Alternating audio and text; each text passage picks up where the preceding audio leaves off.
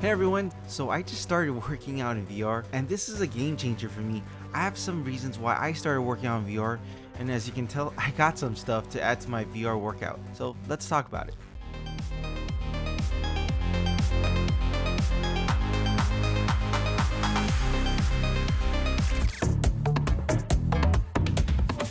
So I'm not saying that working out in VR totally replaces the gym, but these are just some of my thoughts how I view fitness in a different light now because of VR. So number one, working out in VR is like playing a game where your whole body and mind is super engaged. If you've been inside a gym, you'll notice a lot of times people are listening to music or watching TV to make working out a bit easier or more enjoyable. And believe me, it does help, but not as much as stepping outside your everyday reality and stepping into a virtual gaming environment that makes working out a whole lot more fun compared to a traditional gym workout. I'm actually exercising while shooting at enemies or jumping off from a building or punching these glowing orbs along with music integrated into the game. It's hard to notice that you're putting in work and burning hundreds of calories because there's just too much going on to pay attention. For instance, while playing FitXr, you gotta anticipate some things like, will the next punch be an uppercut or a cross or jabs? Plus, you gotta time your punches as well as dodge or duck incoming obstacles. So VR not only keeps your body active, but also your mind versus running on a treadmill where it doesn't have that same level of engagement. And that's the very reason I end up playing for at least 60 minutes a session and maybe add a second session the same day if I have time. But my story is not unique. There's plenty of people in the VR community who have been using VR to lose weight. On VR Scout, they had an article that mentioned a guy named Robert that lost as much as 138 pounds by playing Beat Saber. Number 2, working out in VR makes it a lot more convenient because you can throw on a headset anytime you like and get access to workout sessions on your schedule. I just remember those days before COVID-19 restrictions of going into a crowded gym after work or school. A lot of time was wasted because I would be waiting for a machine or equipment to free up, and I would stay a lot longer than my intended time. And of course, this all depends on what time or day you're there. Now, I do have access to more weights in the gym versus at home, but I'm planning to get more equipment to mix more of my traditional workout with my VR workouts now that I'm saving on monthly payments from my gym membership ever since it's been closed. So if you have an Oculus Quest 2 standalone headset, it makes it especially convenient because it doesn't require a PC to run it, and once you download your go-to fitness apps, you're pretty much good to go. Unless you want to add different accessories to help with your workouts in VR, however, it's not required. But I'll go over some of the things I personally use later in the video that may help improve your experience if you are considering working out in VR. Number 3, so some of us can be intimidated or even shy in a gym setting. So rather than working out in a public setting, at times I even prefer working out at home, especially when I first started working out and want to try something different that I wouldn't normally try in the gym. Like boxing is a bit foreign to me in a gym setting, and games like FitXr or Thrill the Fight gives me that opportunity to break out of my routines. So these games can help build up a bit of my confidence, especially when I want to experiment with new styles of working out. So working out in VR is actually quite liberating because in a way, you're not so much wrapped up in your appearance of what others might be saying or thinking about you. And of course, other products like NordicTrack or Peloton exercise bikes address some of these insecurities by positioning themselves as immersive cardio you can't get enough of. So it's easy to see how companies can market to their target audience by addressing some of these challenges that keep people away from the gym. Number 4, integrating play in your life. VR provides that extra push or motivation because, as I said before, it feels like you're just playing rather than just doing physical labor. And when it's fun, you tend to want to come back for more. I was reading an interesting article that mentioned when you think of playing, you think of your childhood memories of playing with your toys and game of tag at recess. But when you cross that part of your life of growing into an adult, some of us focus much more on our jobs and we forget to play. And I think VR has given me a unique opportunity to not only work out but also play. According to the article, playing can help boost our physical and mental health after a stressful day.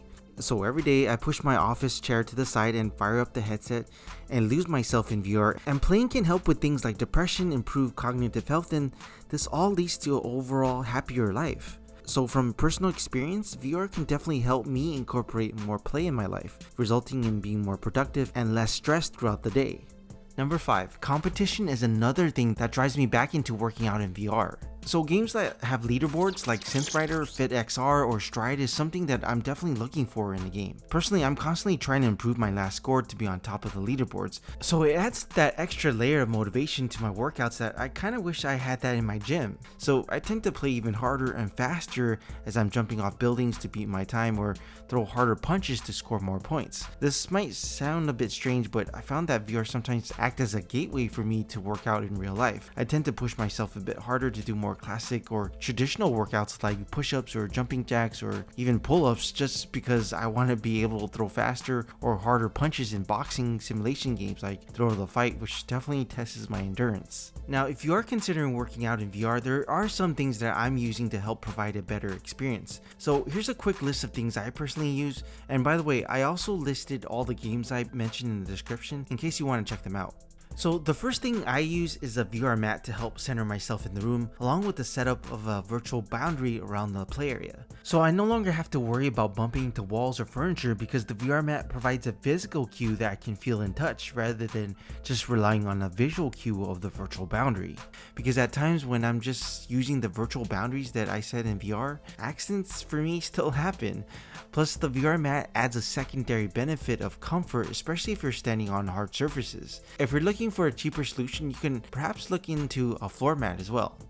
Now, it can get pretty sweaty while working out in VR, and I found the most simplest way to solve this is by putting a fan right in front of your play area, specifically towards your face. It not only cools you down while playing more intense VR experiences, but it also helps the issue of your lens from fogging up while you're working out. Now, fortunately, VR Cover does offer a facial interface with passive vent designed to help with this very issue, and of course there is an added benefit of comfort and easy cleaning because of the foam replacement. And I also have these grip covers by MVR, and VR Cover also sells something similar to help with the comfort when gripping the controllers.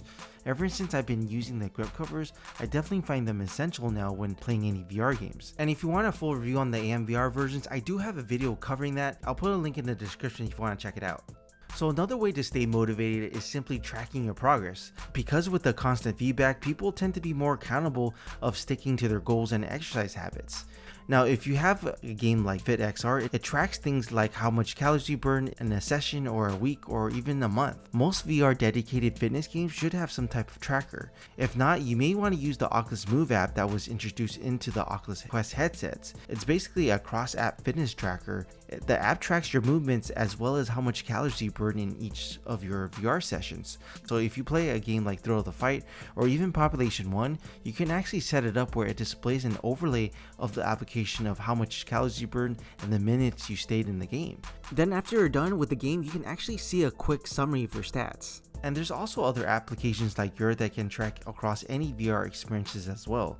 Some people also use wearables like Apple Watch or Fitbit that counts your steps or the calories you burned, and as well as measure your heart rate. But just know that these tools only provide an estimate of how much calories you burn. As far as which of these trackers are more accurate, I'm going to do a little bit of research before I make that determination. But if you have any input about the trackers, let us know down below. I'm definitely curious about this. Now, I also use a physical scale called a NevaFit. The scale not only tracks your weight, but also things like your BMI, body fat, muscle mass, visceral fat, directly on your smartphone through their use of their apps to help keep you on track with your goals. So along with the apps on Oculus, I also use this to track my progress, and what's nice about this, it can actually work in conjunction with other apps like Fitbit, Apple Health, and Google Fit. It's actually very easy to use and set up. Now, if you want more resistance integrated into your workout, I use a weighted vest while playing certain VR experiences. It's actually great for games that require movements like lunging or squatting, and as you get more advanced, you can put more weights to the vest. Now, this one is called box weighted vest that can carry up to 45 pounds. So each of these weighs 2.5 pounds that you can add to each of the pockets. Plus, I use the vest for bodyweight exercises like push-ups or burpees, just because I want a bit more resistance to my chest and arms. Now, if you do decide to wear a vest, remember not to add too much weight too quickly because it can possibly cause an injury, so introduce the weights in gradually. But I do feel the vest is easy to move around in, doesn't throw you off balance while in a VR experience, just because it's close to your center of gravity. Now, I tend to stay away from ankle and wrist weights just because the unpredictable nature of VR experiences, in where you can possibly hyperextend your shoulders or elbows if you're not careful, especially if you're making quick movements like punching in games like FitXr. And I'll also be looking into other equipment as well, just to mix things up, and I'll keep you guys updated about that if you're interested. So that's a quick list of things I use. Again, I'll put all the links below if you are interested in the stuff I just talked about. So let me know what you all think about working out in VR, or is this something that you might be interested in? As always, if you like the video, press the like button and consider subscribing. Talk to y'all later.